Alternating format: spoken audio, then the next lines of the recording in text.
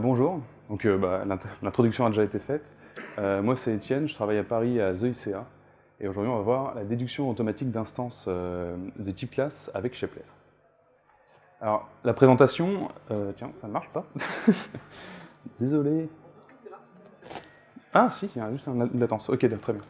La présentation va s'orienter sur trois points, il faut que je parle plus fort. Alors d'abord les types classes. Vu que je vais faire une rapide repasse sur ce que c'est que les types classes, pour être sûr, vu qu'en fait c'est un prérequis à la compréhension du reste de la présentation. Puis on va voir les représentations génériques de Shapeless. Puis on verra comment utiliser les deux pour générer automatiquement nos types classes. Alors cette présentation, en fait, l'idée m'est venue après avoir lu le guide de Type Astronaut Guide to Shapeless de David Grinnell. C'est un guide qui va vous expliquer en fait en beaucoup plus détaillé tout ce qu'on va voir dans la présentation. Si ce qu'on va voir là vous intéresse, je vous recommande très chaudement d'aller voir, d'autant plus que j'ai fait une traduction en français. Alors, pourquoi est-ce qu'on voudrait faire de la programmation j'attends un peu. Ça va être le réseau. Pourquoi est-ce qu'on voudrait faire de la programmation générique? Alors, le principe de la programmation générique, en fait, c'est d'abstraire les structures dans votre code. Donc vous allez vous retrouver à essayer d'avoir un code qui marche pour n'importe quelle structure de données. Donc l'idée, ça va être d'éviter les répétitions partout où la structure en fait, de votre code peut être généralisée en fait. Et en fait, ça va vous aider aussi à avoir un code qui est plus basé sur les types, vu que vous allez pouvoir ajouter beaucoup plus de types sans vous poser de questions, vu que toutes les parties répétitives seront refaites automatiquement. Alors, présenter les types classes. Rapidement, alors, le principe des types classes, c'est très simple. En fait, c'est séparer les données des fonctionnalités. Et ça se fait en ce cas-là assez simplement au final. C'est avec un trait paramétrique qui va représenter une fonctionnalité générale que vous voudrez appliquer à une grande variété de types. Un trait paramétrique, je ne sais pas si j'ai...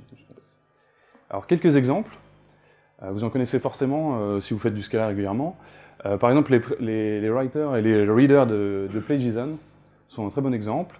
On peut voir les encodeurs et décodeurs qu'on voit souvent dans des librairies de sérialisation, par exemple Circe ou autre.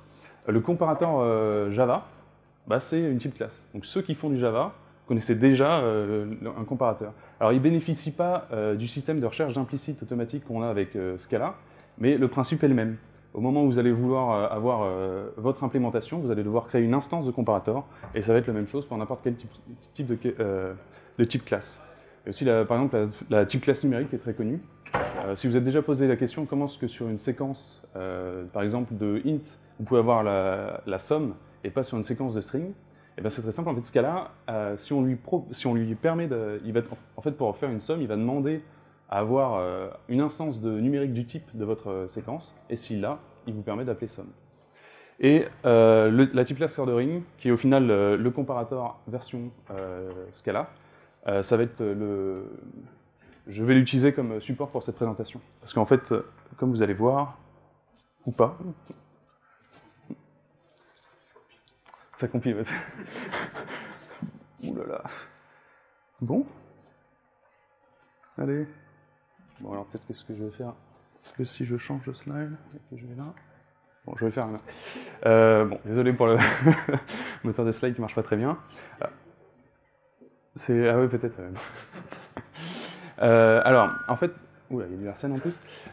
C'est une type classe qui est très simple. Ceux qui connaissent déjà savent ce que c'est. Ceux qui ne connaissent pas, en fait, le comparateur va vous permettre de comparer deux éléments du même type. Si y est plus grand que t, on retourne un int positif. Si y est plus petit, si y est plus grand que t, on retourne un chiffre négatif. Et s'ils sont égaux, 0. L'implémentation est très simple. C'est voulu. Enfin, j'ai choisi cette type classe parce qu'en fait, tout ce qui va se passer autour va être, avec Shapeless, ça rend le code pour des profanes assez compliqué. Donc voilà. Hop. Alors, là, c'est un exemple d'utilisation d'une type classe.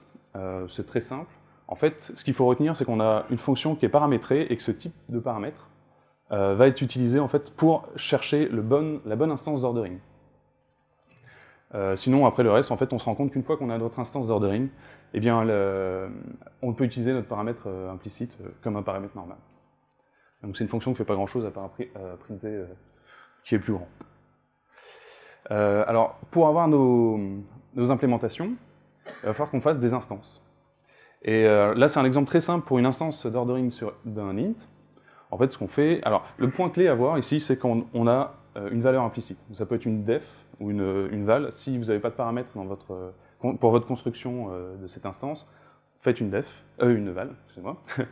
Et ce qu'il faut arriver à gérer, en fait, on a vu tout à l'heure les scopes, mais bon, pour ceux qui ne sont pas là, la difficulté, on va dire, ça va être de mettre cet implicite dans le bon scope, dans un scope qui va être visible par votre programme au bon moment.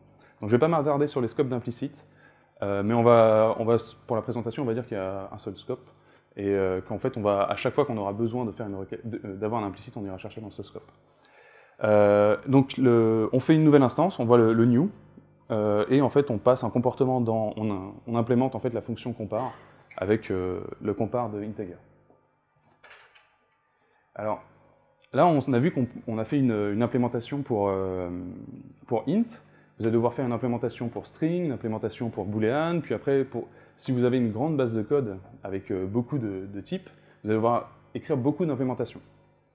Alors effectivement, l'avantage des types classes, c'est que vous n'allez pas être obligé d'écrire des orderings pour toutes vos classes, contrairement à si vous faites de l'héritage. En fait, on peut les avoir au cas par cas.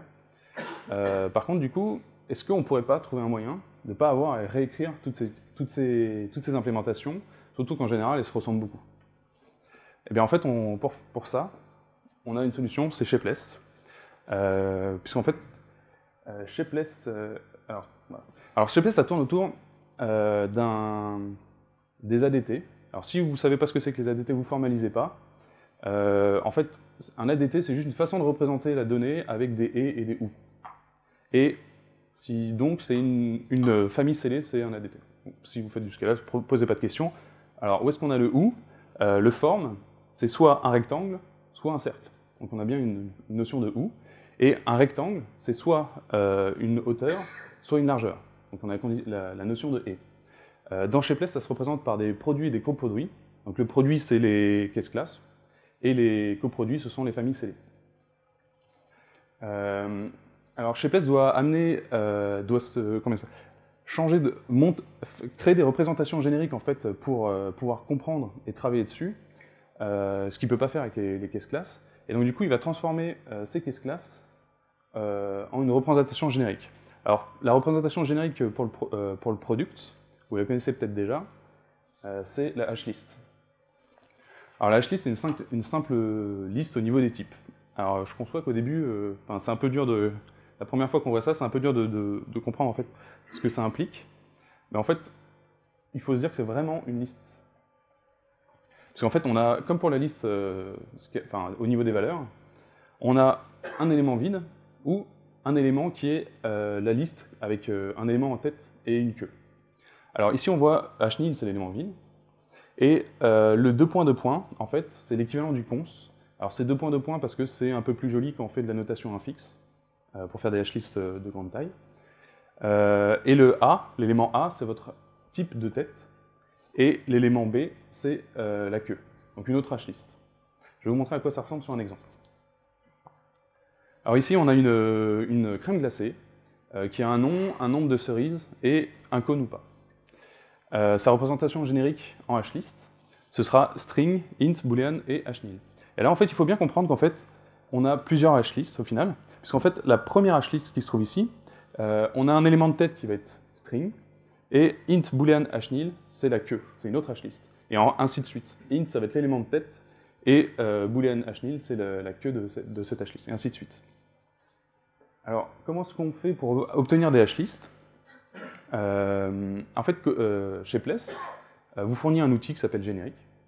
Et en fait, cet outil vous permet d'obtenir la représentation générique d'un type, en général une case class, ou un trait scellé. Mais pour avoir une hashlist, c'est une case class. Ici, on va créer notre générique pour l'icecream. On va, ça crée une nouvelle instance d'icecream qui va contenir des valeurs. Et quand on va appeler le tout sur notre générique avec cet ice cream, on va avoir un résultat. Et ce résultat, en fait, ce sera... là, on voit ici en fait, la hashlist au niveau des valeurs. Donc, on retrouve les valeurs de la hashlist. Donc, Sunday, int, false, hashnil. Par contre, le point qui est le détail, c'est qu'on a un type, le type de retour, c'est en fait REPR, c'est la représentation générique du générique. C'est un type qui est interne à générique. Et c'est un type qui dépend du paramètre qu'on a passé à générique. Donc si vous passez une autre caisse classe, vous aurez un autre type dans REPR. Ça s'appelle du type dépendant. Donc là, je ne vous l'ai pas noté, mais en fait, c'est REPR, enfin ce REPR-là, c'est exactement la même hashlist qu'ici. À partir de ce moment-là, une fois que vous avez une hashlist, vous pouvez faire des opérations sur les hashlists. Je les détaillerai un peu plus après. Mais on peut imaginer faire des maps, des lasts ou des choses comme ça sur votre hashlist. Et après, vous pouvez avoir envie de le repasser en caisse classe, par exemple. Alors c'est un exemple, hein, là, on ne fait rien du tout. C'est juste pour montrer qu'on peut le faire. On peut repasser en fait notre type classe, notre hashlist en caisse classe. Alors ici, en fait, les hashlists, ce sont des types. Hein. Donc ici, vous ne pourrez pas passer une hashlist string, string boolean à la place de notre hashlist string, int, boolean. Ici, en fait, on s'attend vraiment, le paramètre de from, de type, c'est icecream.repr, donc la hashlist qu'on a vue juste avant. Donc maintenant, je vais vous montrer les représentations génériques pour les coproduits. Donc c'est pour les familles scellées. C'est pour peu la même chose. On a, par exemple, ici, une famille scellée forme, avec 2 cas. Donc on peut avoir soit un rectangle, soit un cercle. Et on a le CNI, qui est l'élément de fermeture de notre coproduit. Donc cet élément-là, ça s'appelle coproduit. Donc vous avez, dans ce shapeless, il y a 2 parties. Hein. Il y a la partie hashlist et la partie coproduit. Et sert à représenter en fait, les familles scellées. Donc ici, ça veut dire vraiment un rectangle ou un cercle. Comment ça s'utilise? C'est exactement de la même façon. On demande générique. Alors cette fois-ci, le générique, il faut noter qu'en fait, il est sur la forme, donc sur la famille scellée. Donc ça va nous donner un générique qui aura une représentation générique de coproduit, puisque la forme est une famille scellée. Et alors la petite nuance, c'est les valeurs. En fait, ici, on n'a plus une hashlist. On a des éléments imbriqués qui représentent, en fait, qui va vous dire, en fait, c'est un peu comme un either. Vous avez soit une valeur, soit pas. Sauf que c'est un either qui est continuel. Enfin, continuel, je ne sais pas comment expliquer ça clairement. C'est un peu moins facile de travailler dessus qu'avec les hashlists, je trouve. Vous allez voir, en fait, il va vous dire soit j'ai l'élément ici, soit va voir à droite, selon le type. Et en fait, si vous avez un coproduit avec 10 cas possibles, il va vous dire va voir à droite, va voir à droite, va voir à droite, tiens, ici, j'ai un rectangle, va encore voir à droite, en fait, j'ai un cercle. C'est, bon, je ne sais pas comment vous l'expliquer clairement, il faudrait peut-être que je fasse un autre dessin.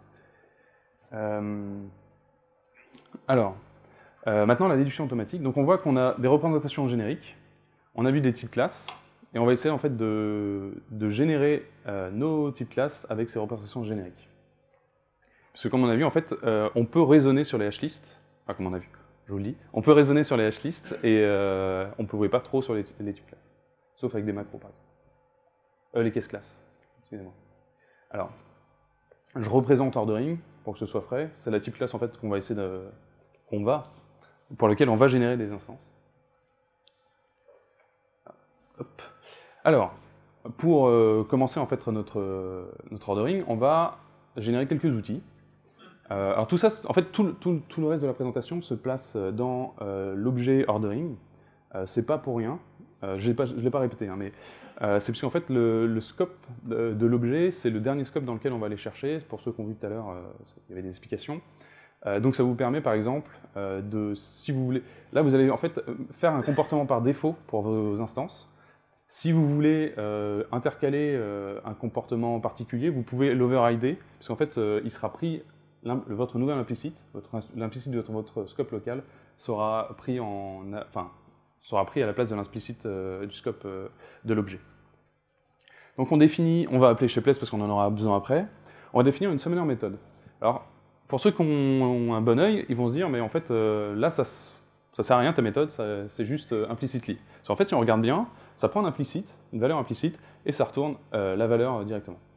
En fait, c'est une bonne façon de faire ces summoner méthodes. Alors déjà, il y a un bug dans le compilateur qui arrive très rarement, mais à mon avis, une fois que vous tombez dedans, vous n'en sortez pas. qui est résolu par ce genre de problème. Donc je ne suis pas allé regarder dans les arcanes ce qu'il y a, mais par prévention, vaut mieux écouter les gens qui connaissent. Et entre autres, si vous faites, c'est pas le cas pour ordering, mais si vous faites des types classes comme génériques qui ont un type interne, en fait, implicitly, il va oublier ce type interne. Il ne va pas être capable de le reconstruire. Alors que si c'est vous qui créez dans votre summoner méthode le type interne, eh ben, en fait, vous ne le perdez pas. Et si vous prenez l'habitude d'utiliser des implicitly au lieu de votre summoner méthode, eh ben, vous risquez de perdre, sans vous en rendre compte, les types internes de vos types classes. Alors, ce n'est pas des choses qu'on utilise très souvent, les types internes, mais avec Shapeless, c'est très très utilisé. On en verra un peu plus après. On va faire une petite méthode en fait, qui est juste pour enlever du boilerplate. C'est create ordering, ça prend une fonction qui retourne le int. En fait, c'est juste pour ne pas avoir à écrire le compare, le new, et ainsi de suite après. Et on va faire un petit enrich my library, pour que ce soit un peu joli à l'utilisation. En fait, ce que va dire cette chose-là, c'est que si vous avez un ordering de votre type, eh bien, vous pouvez appeler directement compare, compare avec le type. En fait, on rajoute cette méthode-là sur l'élément. Au lieu d'avoir à faire compare A virgule B. Alors, Shapeless, en fait, la façon dont il marche, pour générer des instances, c'est qu'il va se baser sur des éléments qui existent déjà. Donc il va être capable de les composer ensemble et de créer un élément plus gros. Par contre, il y a certains éléments, tout ce qui est type primitif et type scalaire, vous pouvez pas, en fait, on peut pas, ils ne sont pas composés d'autres types. Donc typiquement, tout ce qui n'est pas case class, ça va être compliqué. Donc tous les types, par exemple, tous les types primitifs, vous allez devoir les définir. En général, c'est assez simple, la liste n'est pas très très grande, et les mettre disponibles dans votre scope. Donc ici, en fait, on voit pareil, toutes les implémentations juste pour les types primitifs. Vous pouvez, par exemple, avoir à définir les UID, les dates, les JavaNetURI, enfin tout ce genre de choses. Donc voilà. En plus, on va définir... Donc là, jusque-là, ça va? Okay. On va rajouter d'autres implicites dans notre scope, en particulier hashnil. Donc ça, c'est l'élément de fermeture de la hashlist. En fait, hashnil, c'est assez simple, du moins dans le cas d'ordering. Une hashnil, c'est un case object. Donc si vous avez comparé deux fois la hashnil, en fait, vous êtes déjà sur la même. Et donc vous pouvez retourner directement, c'est la même. Donc 0. Et donc après, je vais vous montrer en fait l'algorithme qui est utilisé en fait pour pour créer l'ordering des hashlists. Donc en fait, ici on voit que j'ai rajouté un ordering de plus. Donc ça c'est le scope, c'est ce que vous avez à disposition dans votre scope. On a défini celles qu'on a fait avant, hashnil, et en fait la méthode que je vais vous montrer après, j'ai préféré vous montrer comment elle fonctionnait d'abord, que vous montrer le code, parce que le code il est un peu... enfin voilà. Si on regarde ici, en fait, on va essayer de générer une instance pour cette hashlist. Alors quand on regarde comme ça, à premier avis, bon, bah, comment est-ce qu'on fait on voit pas trop. Par contre, on se dit, c'est quand même dommage. J'ai déjà des instances qui existent pour les types qui sont dans cette hashlist, ce serait quand même bien de pouvoir les réutiliser. Et en fait, c'est exactement ce que va faire Shapeless. Alors ici, on va demander un implicite pour l'ordering de cette hashlist, et il se trouve qu'on a, de façon générale, un implicite pour les ordering, pour les hashlists. Donc ce qu'on va faire, c'est qu'on va aller chercher cet ordering, et en fait, lui, il a la notion d'être composé de plusieurs éléments, donc d'une head et d'une tail. Et donc du coup, il va pouvoir découper notre hashlist en deux. Et là, on comprend tout de suite, ben en fait, à partir de ce moment-là, en fait, celui-ci, on l'a. Donc il va demander si on peut avoir ça, et ça, on peut constituer celle-ci. C'est le principe. Et en fait, là, vous comprenez ce qui va se passer, c'est que ça, c'est encore un ordering de hashlist, et on va continuer. Donc on va aller chercher notre string, on va aller chercher encore une fois l'ordering de la hashlist, on redécoupe, et on se retrouve avec l'élément suivant. Et encore une fois, on va aller chercher jusqu'à ce qu'on tombe sur l'ordering de hashnil. Donc ça c'est pour l'algorithme, est-ce que jusque-là ça va? Okay. Maintenant le code. Alors, donc ce qu'il faut voir à première vue, déjà c'est que c'est une fonction implicite qui prend deux paramètres, et surtout qui retourne un ordering de hashlist. Donc H c'est la head, et T c'est la tail. Et donc on a deux paramètres. On a l'ordering pour la head et l'ordering pour la tail. En fait, ces deux paramètres, ça va vous dire, en fait, si on lit ça comme ça, il faut comprendre, si tu es capable de me donner un ordering pour la head et un ordering pour la tail, je suis capable de te donner un ordering pour l'ensemble. Donc ça, c'est le principe. Et tout Shapeless, toute la programmation avec Shapeless marche de cette façon-là. on fait des requêtes au scope d'implicite, et s'il est capable de satisfaire, on est capable de donner une instance. Alors, qu'est-ce qu'il faut voir? Donc, l'ordering de H, c'est un type arbitraire, et l'ordering de T, c'est une H-list. Donc on retourne une H-list qui est composée de notre H-list et notre head, et maintenant l'implémentation. Alors l'implémentation, elle n'est pas très compliquée, enfin, bon, je m'avance peut-être. L'implémentation, en fait, on va créer une nouvelle instance d'ordering. Ces deux paramètres A et B sont deux H-list, puisqu'en fait, ce sont les paramètres qu'on voit au-dessus, de ça, je veux dire, hop, de celle qu'on va retourner.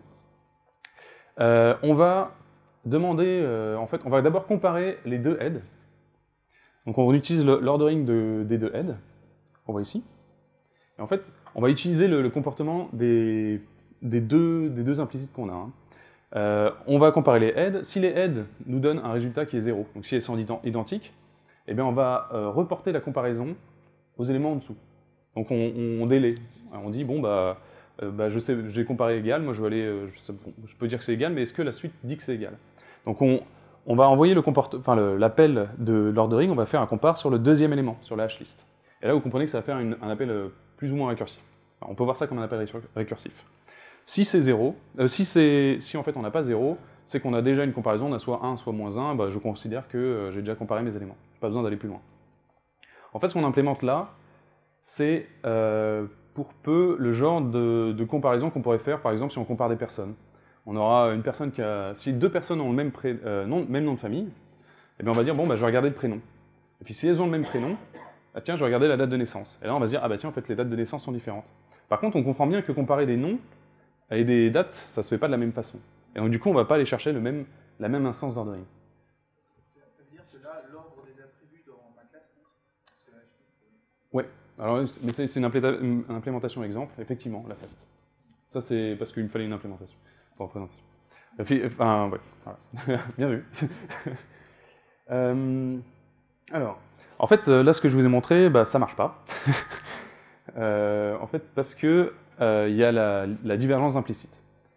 Donc, je vais vous montrer qu'est-ce qui se passe avec un exemple. Alors ici, on a encore une famille scellée. La seule petite nuance qu'elle a avec celle de tout à l'heure, c'est que si on a un arbre, elle est récursive. Pourquoi? Parce que la branche, elle pointe encore sur un arbre. Donc du coup, on a une récursivité dans le type. Et en fait, ce que va faire le compilateur,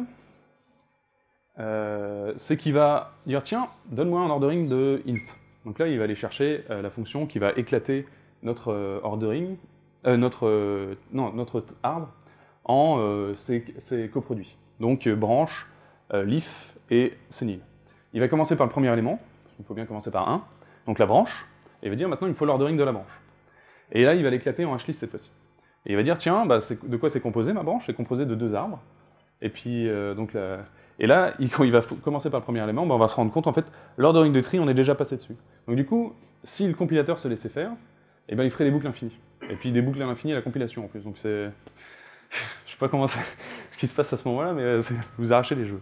Alors pour éviter ce genre de problème, le compilateur il a des heuristiques, et en fait quand il voit deux fois un élément, il s'arrête, il laisse tomber. Il dit bon je vais pas trouver, je vais pas chercher plus loin.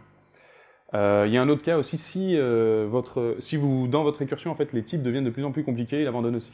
Et en fait ça pose problème, puisqu'en fait la H-list c'est elle-même un type récursif. Donc du coup si vous avez fait le code d'au-dessus, en fait, ce que je trouve piège, c'est que si vous faites le code sans je vais vous montrer je vais vous montrer d'abord et après je vous expliquerai.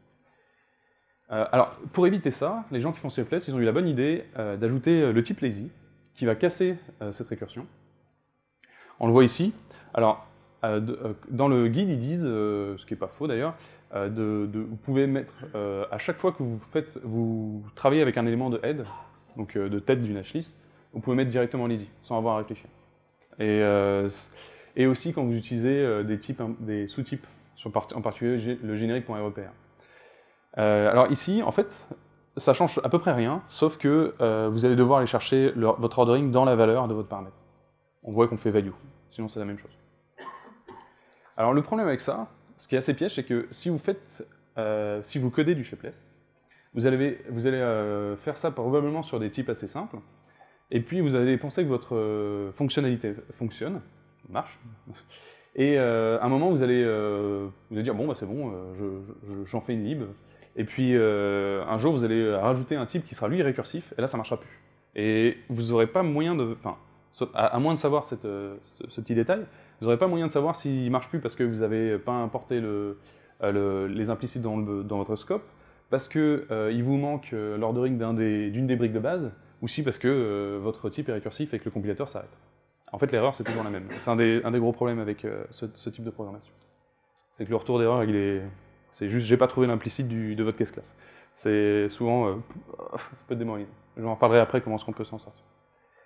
Alors, en fait, là, du coup, je vous ai montré en fait comment est-ce qu'on faisait. Donc, c'était la fonction pour avoir un ordering d'une hashlist. Alors, vous allez me dire, bah, c'est bien d'avoir un ordering d'une hashlist, mais moi, je veux pas un ordering d'une hashlist. Je veux l'ordering de ma case class ou de ma famille scellée.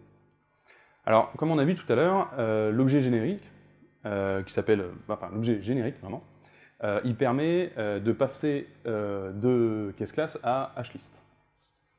Mais en fait, de la même façon, on peut dire, si pour un type T, donc si on a un type, si pour ce type-là, T, je suis capable de fournir un générique, eh bien, je vais pouvoir fournir et si j'ai l'ordering, donc la type classe pour la hashlist qui contient, eh bien, je peux fournir mon ordering de ce type T. Donc on voit en fait qu'ici, on va utiliser, dans l'ordering, on va utiliser le paramètre REPR. Jusque-là, ça va? Bon, c'est encore faux. Parce qu'en fait, donc, le paramètre qui est à l'intérieur, bah, je vais vous montrer, ça va être un peu plus simple sur la slide après. En fait, ce paramètre ici, le gen, en fait, si on regarde, on a besoin du type, mais il est contenu dans un paramètre. Et le paramètre, c'est l'autre paramètre de la fonction. Donc on peut pas, enfin le compilateur ne nous laissera jamais en fait utiliser un paramètre dans un autre paramètre. Donc du coup, pour faire ça, il faut esquiver, et il y a une astuce. En fait, ce qu'il faut, c'est définir. On va rajouter un paramètre de type qui fera la hashlist de votre REPR. Donc la représentation générique de votre case class. Ne vous inquiétez pas, vous n'avez pas besoin de la passer, il va la trouver toute seule. C'est le générique qui va vous la donner. En fait, le générique va forcer ce type, et après, on va pouvoir le réutiliser dans l'ordering. Donc voilà. Alors, à chaque fois que vous verrez ce genre de structure, ce genre de type avec un type interne, surtout dans Shapeless, en fait, vous pouvez vous dire que c'est une fonction type. Alors, exemple, votre générique REPR, il prend une case class qui est un type, et il vous retourne une hashlist qui est un type. Donc, ce qu'on appelle une fonction à type dépendant. Et il y en a tout un paquet de définis dans Shapeless. Il faut vraiment voir ça comme des fonctions. Et une fois qu'on commence à penser que c'est une fonction, en fait, il faut abstraire un peu le reste. Il faut dire, bah, T, c'est mon paramètre d'entrée, H, c'est mon type de retour. C'est mon paramètre, enfin mon retour. Pour que ce soit un peu plus joli, il y a ce qu'ils appellent le pattern aux. Donc c'est un alias. Et en fait, à chaque fois que vous verrez du code Shapeless, vous verrez beaucoup plus souvent ça que ça. En fait, c'est encore la même chose. Il faut se dire que si vous avez un générique de aux, eh bien le premier paramètre, c'est le paramètre de votre type classe. Et H, c'est le type de retour. Donc à chaque fois, ce sont des fonctions un type dépendant. Et vous en avez plusieurs comme ça. Par exemple, sur les hashlists, par exemple, pour donner un exemple, il y a par exemple, je vous ai parlé tout à l'heure de la type classe last. En fait, last, vous allez lui donner une hashlist et elle va vous retourner le dernier élément. Donc le paramètre d'entrée, ce sera une hashlist, et le dernier, ce sera le paramètre de retour, ce sera votre dernier élément de la hashlist. Et comme ça, vous pourrez l'utiliser dans les types, pour le composer en tant que paramètre. Alors, en fait, pour le bien de la présentation, alors déjà, comme tu disais, c'est un peu l'ordering, il est déjà un peu, il marche qu'à moitié. Pour le bien de la présentation, pour pouvoir vous montrer les coproduits, on va admettre qu'on peut comparer deux éléments d'une famille scellée. Et en fait, là, je vais choisir l'ordre ou de déclaration. Donc, on avait forme, rectangle, cercle. Un rectangle, il sera toujours plus grand qu'un cercle. C'est parce que j'ai pas d'autre moyen de les comparer. On pourrait parler d'air et ainsi de suite, mais dans ce cas-là, on sortirait de ce concept-là. Il faudrait définir une type classe à la mano qui fait exactement ce travail. Alors, comme pour les hashlists, on doit définir en fait l'ordering de l'élément de fermeture. Donc ici, c'est Senil. En fait, Senil, ça n'existe, enfin, c'est jamais créé. Il n'y a pas d'instance de Senil. Donc vous pouvez mettre à peu près n'importe quoi, tant que ça compile. c'est juste pour aider le compilateur à, le compilateur à trouver l'ordering qui va dire que c'est bon. Donc normalement vous avez ça. Et tout ça, en fait, tous ces genres de choses, c'est des choses que vous définissez qu'une fois dans votre programme. Après, il n'y a plus qu'à les importer, ça marche très bien. Alors, la fonction pour l'ordering de coproduits, alors elle marche exactement de la même façon que celle de hList. Donc si on se rappelle bien, on a toujours une fonction implicite qui va nous retourner, cette fois-ci c'est plus une hList, mais un coproduit, donc qui sera composé de le premier élément du coproduit et le reste des coproduits. Cette fois-ci on demande à ce que ce soit un coproduit en entrée, et en fait on va demander l'ordering d'un coproduit et l'ordering du premier élément du coproduit. Donc le lazy là, de H, ce sera par exemple l'ordering de int, ou de votre case class, et le deuxième ordering, celui de t, j'ai ma souris, j'avais pas vu. Hop. Ce sera l'ordering du reste de votre coproduit. Donc par exemple là de cercle c'est nil, si on était sur rectangle. Est-ce que jusque-là ça va? L'implémentation, alors elle est un peu plus, moi j'ai un peu plus de mal à raisonner comme je disais sur les coproduits. En fait ce qu'il faut se dire c'est que on a 4 cas possibles. On a 4 cas parce qu'en fait j'ai 2 paramètres. Si on avait qu'un seul paramètre, on n'aurait que 2 cas. Soit on compare un rectangle et un rectangle, ou un cercle et un cercle. Donc 2 éléments qui sont du même type. Donc dans ce cas-là, on va rentrer dans le premier cas, et on va pouvoir comparer directement avec l'élément... Enfin, il y a ça une petite nuance quand même. Enfin, si on a 2 éléments qui... Ouais. Si on a 2 éléments qui sont au même type et qu'on en est à ceux au début du coproduit. Donc si par exemple, on avait le coproduit qui fait... faudrait que je vous remonte le coproduit. Si on a le coproduit qui est rectangle, cercle, c'est nil, et que vous cherchez l'instance pour ce coproduit, eh bien, si vous avez des rectangles en paramètres, eh bien, on va utiliser directement, et 2 rectangles, hein, on va utiliser directement l'ordering de la tête. Si on a 2 cercles, dans ce cas-là, on se rend compte, pour les 2 paramètres, ça va nous dire, bah, je suis pas le premier élément, va voir à droite. Donc ça peut être cercle, ça pourrait être triangle, ainsi de suite, si on en a plusieurs. Et en fait, là, on va appeler la queue, de la même façon que dans la hList. En fait, c'est toujours comme ça. Soit on applique le premier comportement, soit on applique la suite, soit parfois on applique les deux et on fait des unions, des choses comme ça. Si vous faites du JSON, par exemple, vous allez appliquer un élément et puis faire le reste du JSON directement et le scinder dans un seul JSON. Et en fait, dans les autres cas, c'est soit s'ils sont pas égaux, je les compare même pas, je dis qu'il y en a un qui est plus grand que l'autre, de façon arbitraire. Et en fait, ça nous donne juste le premier déclaré et le plus grand. Alors, comment est-ce qu'on l'utilise? Donc ça, c'est un petit exemple. Hein. On reprend nos formes. On va créer en fait 2 cercles, qui sont en fait des formes. Enfin, je précise que c'est des formes, parce que ça marcherait aussi avec cercle. Mais là, ce qu'on veut comparer, enfin, ce qu'on veut tester, c'est l'ordering de... Ah. Bon, tant pis. Puis en fait, c'est l'ordering... Alors, qu'est-ce que... en fait, on a 2 cercles qui sont des formes, et en fait, on va essayer de les comparer. Alors, comme là, on admet qu'on a déjà tous les implicites dans le scope. Donc, automatiquement, en fait, on va aller chercher... On va se rendre compte qu'en fait, on peut, de façon récursive, aller générer nos orderings pour nos formes, et on va donc pouvoir appeler la méthode d'Unrich MyLibrary qui est juste se compare. Et là, on va se retrouver avec 1. Donc là, ce qu'il faut comprendre, ce qu'il a fait, c'est que il est allé chercher l'ordering de forme. Dans cet ordering de forme, il a utilisé l'ordering de cercle, et ainsi de suite. Et pareil, si on fait la même chose avec rectangle, il est allé chercher l'ordering de forme, et puis il est passé par coproduit, et il est allé chercher l'ordering de rectangle, et il est passé par hList, et ainsi de suite. Et il décompose. Donc il y a une forme de décomposition. Ce qu'il faut bien comprendre, en fait, c'est vraiment la décomposition. Après, le reste du code, en fait, si vous voyez comment ça marche globalement, après, vous arriverez à vous en sortir, vous retomberez sur vos pieds avec un peu de pratique. Et puis en fait, donc, quand on compare le rectangle, la comparaison est possible, sauf qu'on voit que le rectangle est plus grand. Bon, là, c'est moi qui vous le dis, enfin, la console qui vous le dit. Puis si on compare les deux fois le même cercle, rectangle, on a bien 0, c'est ce qu'on s'attend. Alors, une autre partie de la librairie, qui selon moi est même plus intéressante que ce qu'on a vu, mais ça marche exactement de la même façon, sauf que les types qu'on a dans nos hList sont plus compliqués, donc j'ai préféré vous l'épargner. En fait, ce qu'il faut retenir, c'est que ça devient des hList de field type. Field type, ça va être, en fait, quand vous avez demandé un labelet générique, par exemple, de votre rectangle, eh bien, attendez, j'ai un exemple juste après. Ouais, tiens, c'est marrant ça. Bon. En fait, on va avoir une hashlist qui contiendra les noms des champs. Et donc là, ça devient très très utile, par exemple, si vous voulez faire du JSON, des appels, enfin des requêtes en base ou des choses comme ça. Il y a tout un tas de moments où vous préférez, en fait, vous avez besoin, et ça vous ouvre tout un panel de possibilités que vous n'auriez pas si vous avez juste les types.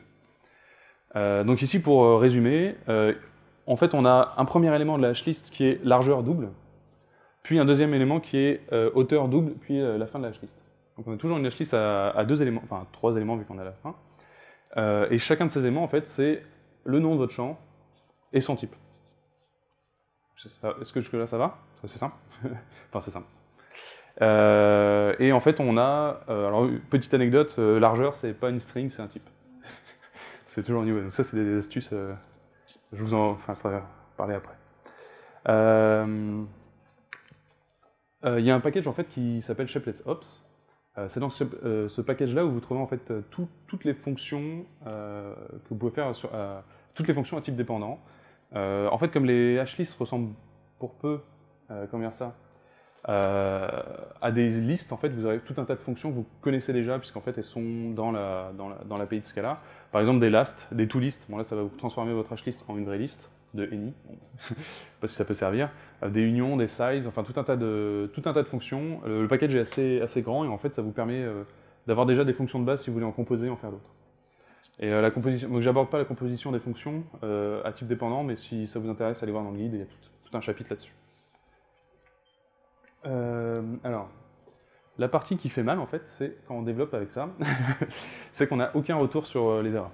La seule erreur que le compilateur va vous donner, c'est « j'ai pas trouvé l'implicite ». Et ça peut être pour plusieurs raisons. En général, c'est parce que soit vous êtes trompé dans votre... si vous êtes en cours de développement de votre fonction sur la hashlist ou sur coproduit, c'est peut-être parce que vous êtes trompé dedans. Sinon, c'est qu'il vous manque, en général, une des briques de base. Donc, vous utilisez un moment... vous demandez à aller chercher, sans vous en rendre compte, parce que c'est sous-jacent, un ordering sur un type qui n'est pas une case class ni une famille scellée, mais que vous n'avez pas défini. Alors moi, ça m'est arrivé plein de fois, je fais un tas de types, ça marche très bien, et puis à un moment, je fais un type avec une date, et en fait, j'ai pas défini date, et ça marche pas, et puis pourquoi ça marche pas. Et en fait, comment est-ce qu'on peut s'en sortir? En fait, on peut utiliser implicitly, ou la fonction summoner, pour en fait, surtout la fonction summoner, pour découper en fait, faire en fait le même traitement qui a été fait que je vous ai expliqué tout à l'heure, mais cette fois-ci à la main. Vous allez demander, bon, est-ce que j'ai l'ordering pour ma shape? Ah non. Bon, est-ce que j'ai l'ordering pour la hashlist? Non. Est-ce que j'ai l'ordering pour le premier élément de la hashlist? Oui. Dans ce cas-là, c'est peut-être le deuxième élément de la hashlist que je peux pas. En fait, il faut faire ça à la main, c'est un peu rébarbatif. Et alors pourquoi ça marche comme ça? C'est parce qu'en fait le compilateur, quand il va chercher ces implicites, il fait une sorte de recherche en arbre, et il descend dans les branches, et quand il ne trouve pas un implicite, il abandonne une branche, et il remonte, et il va faire une autre. Sauf qu'en fait, il n'est pas capable de garder une notion de là, il me manquait juste la date, il manquait que ça, et c'était bon. Et donc du coup, la seule erreur qui peut vous remonter, c'est au bout d'un moment, il a cherché tout un tas de branches. Il y a, en fait, tout à l'heure, il en a parlé, il y a moyen de voir ce qu'il fait comme parcours, mais ça devient parfois très touffu, pas très utile. Je trouve que je vais beaucoup plus vite en découpant moi-même ma hashlist. Mais en faisant moi-même la résolution à la main. Et donc du coup, la seule erreur que vous aurez, c'est j'ai pas trouvé ma case class. Il y a, alors comme autre technique, là, qui est préconisée dans le guide, c'est du Reify. Reify, ça vous donne l'AST de votre Scala. Mais bon, moi je trouve que en fait, ça va surtout vous dire qu'il y a un problème, et vous le voyez déjà, vu que vous n'arrivez pas à... Ouais, je vois. Vous trouvez pas en fait votre implicite. Et en fait, vous verrez qu'il y a des problèmes si vous avez des any ou des nothing, ou encore des types qui sont restés génériques, parce que normalement vous avez tout remplacé au moment du Reify. Alors, pour aller un peu plus loin, si ça vous intéresse, ce genre de programmation, en fait, allez lire le guide, il est assez grand, mais il est très précis, il va vous donner plein de points, franchement, il est très bien. Alors le deuxième point, je l'ai mis un peu en blague, parce que ils arrêtent pas, dans le guide, ils disent souvent de faire ça, et je pense que avant d'arriver à la moitié du guide, vous irez le voir, et puis je comprends pas. Et au bout d'un moment, quand vous comprendrez comment ça marche, ça deviendra très clair. Parce qu'en fait, vous comprendrez que c'est comment marche les récursions de type. Vous comprendrez qu'une fonction, en fait, c'est juste on demande des choses et on retourne quelque chose. Et à partir du moment où on arrive à lire ça, Ça devient très lisible, j'irais presque à dire plus lisible que du code normal, parce qu'en fait, la logique est très simple, hein, c'est vraiment de la logique d'imbrication, il n'y a pas de logique métier dedans. Enfin, en général, sauf dans votre fonction en particulier. Mais dans le code de Shapeless, c'est pas le cas. Et en fait, bon, je fais pas de la pub pour Lunatech, hein, c'est juste qu'ils ont déjà fait pourquoi refaire ce qui est déjà bien fait. Ils ont fait un blog post qui contient tout un tas de ressources sur Shapeless, et ça fait une bonne agrégation de tout ce qui est, enfin de tout un tas de posts, ça peut être intéressant. Mais je pense que dans l'ensemble, c'est de moins bonne qualité que le guide. Et le guide en plus, il est structuré, il avance progressivement. J'ai oublié de vous dire pourquoi, en fait, comment est-ce que moi je suis retombé là-dedans. Il y a quelques temps, je travaillais dans une startup où on agrégeait de la donnée. Et comme c'est en mode startup, on allait très vite, on mettait des choses en base. Et un jour, il y a le PDG qui s'est pointé, vous allez vous rappeler de cette donnée-là dont on a parlé il y a 3 mois, est-ce que j'ai trouvé un moyen de la monétiser, est-ce qu'on l'a en base? Ah oui, on l'a en base. Puis on fait une requête SQL, et puis en fait, on avait oublié de passer tout le programme. Prenez en compte cette donnée, j'ai bouché excusez-moi, prenez en compte cette donnée, mais au moment de passer du type à la string qui était la requête, eh bien on s'était trompé, on avait oublié, le compilateur ne nous avait pas prévenu, et donc on est tombé dedans.